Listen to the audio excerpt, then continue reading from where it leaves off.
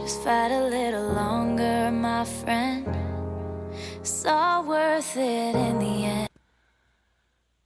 This is a story about the time that I got summoned for jury duty. Okay, so it all started when I got this in the mail. I was a bundle of nerves. And actually, this was the second time I got summoned because the first time I postponed it because that Monday was like, I don't know, I don't even remember why I postponed it. I just did. And so then this time I was like freaked out about this because I didn't really know what it would entail. And like when you have a lot of like unanswered questions in your mind when you go into a situation, it can be kind of scary. And that's how I am. So like I was like totally nervous about this because I knew that you like get questioned and then you have to like talk in front of a group of people. And like for me, it's been a while since I had to do that, but so I woke up and I was like, I barely got any sleep. And then I got up at literally 5 to 6 so I could be ready. And then you have to be there at 7:30. The doors open. And then they want you to be checked in by 7:45. And then you sit in a room that's like huge. And there's just all these seats. And everybody just sits in there. And they first do like orientation about it, and basically, oh yeah, to interject my story, before I went in, you go up to the guys that are like helping to sort out the people checking in, and the girl in front of me goes up and then she gives him a card, and he said, "Oh, you're excused for today." And then I go up and then he looks at my number and he's like, "Oh, you're not so lucky." So that was funny. Okay, so you get checked in, but like on the card it says that you get paid $15 a day. But then I like talked to my mom who's done jury duty before, and she thought that was only if you got selected as an actual juror for a trial that you get paid. So then I'm checking in, and then they're like, "Oh, if you ask to receive compensation, go to the window." And I'm like, okay. I go to the window, and they freaking hand me $15, and it literally is like the crispest bills you ever would see. Like, you'd only see in like a bank or like somewhere where they basically print the money in the back.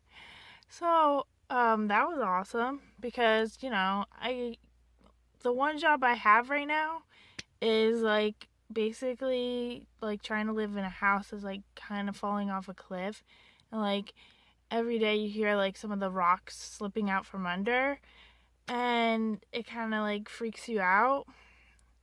And so I'm really trying to get a better job. I mean, other than I still will do the job that I'm currently doing, but I don't want to live off of it anymore, you know? So, like, getting that was like, God was right there. I knew God was there. And then, because I thought I wasn't getting paid, I thought I just had to go. I mean, not that getting paid was the sole motivation for going, because, of course, it's illegal to not show up, as well as, I just wanted to see what it was all about. Even though I was freaking scared out of my wits because I'm so freaking shy that it's like retarded. Okay, but anyway. So I go in, we all sit down, they start the orientation, and she's literally, the judge comes in and explains all about like, oh, this is such a privilege. And everybody's like looking around like, we all have slits for eyes, like what kind of privilege is this really? But anyway, So then he leaves, and then the jury manager does, I forget what her name was. She does the, basically, we do the Pledge of Allegiance, and they honor the vets and stuff. It's supposed to be the county clerk that did that, but she wasn't there yesterday. So, she did it, and then all of a sudden out of the blue, somebody like pointed out that there was a bug on the wall, and everybody notices that there's a huge cockroach on the freaking wall, like by the ceiling, like close by where she was standing. And so she was like, I can't go on until that thing gets down or killed. And then the one guy who like worked the jury pool, he ended up having to get it, and he did, and then everybody clapped for him, and then they were like, and you thought jury duty was gonna be boring.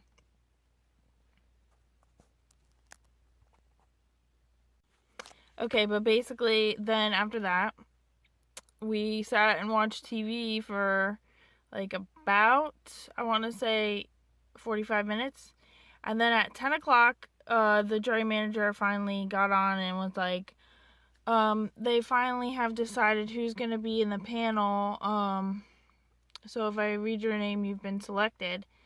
And I'm like waiting, hoping that I don't hear my name, but also like thinking I probably will hear my name.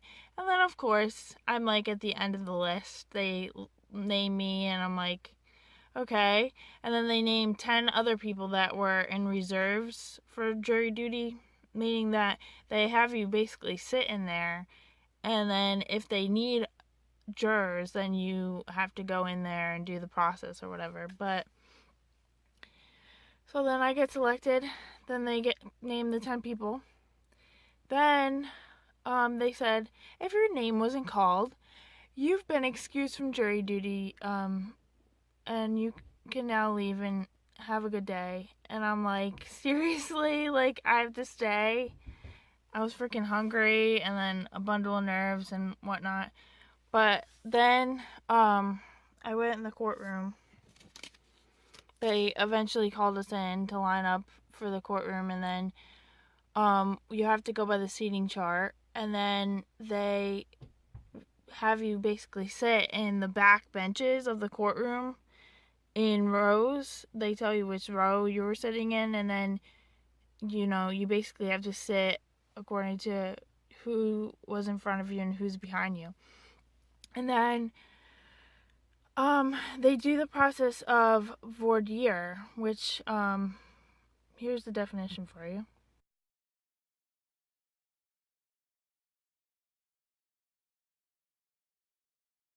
Okay, now that you know what it is, it's basically like they question you, so that you can see if you're fit to be a juror.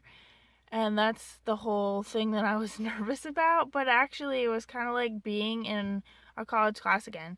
And then also like it was, it felt less like being in a courtroom and more like being in when I was in high school and stuff.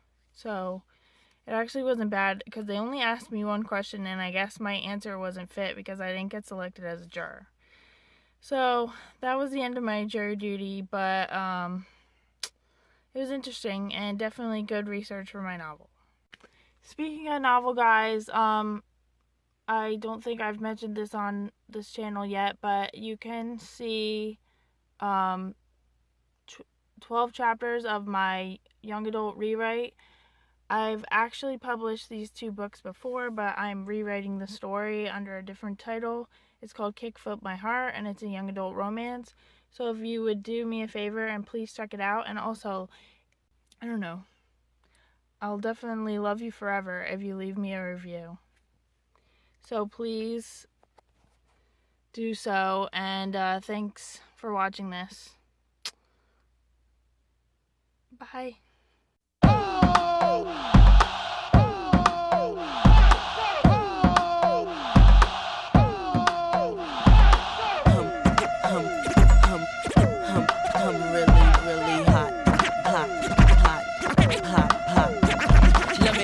DJ, come on DJ. DJ, put the record on and replay. Don't you see how them f***ers move their booty? Every time you play this record, smell like coochie. Follow them, screaming like a groupie. Misdemeanor, move my nookie like a hoochie. For them haters, whatever you say. Because you know I'm too cool for you anyway. I'm just a bad pimp, M-I-S miss. I'ma keep talking this shit till you get this. I'ma bust up in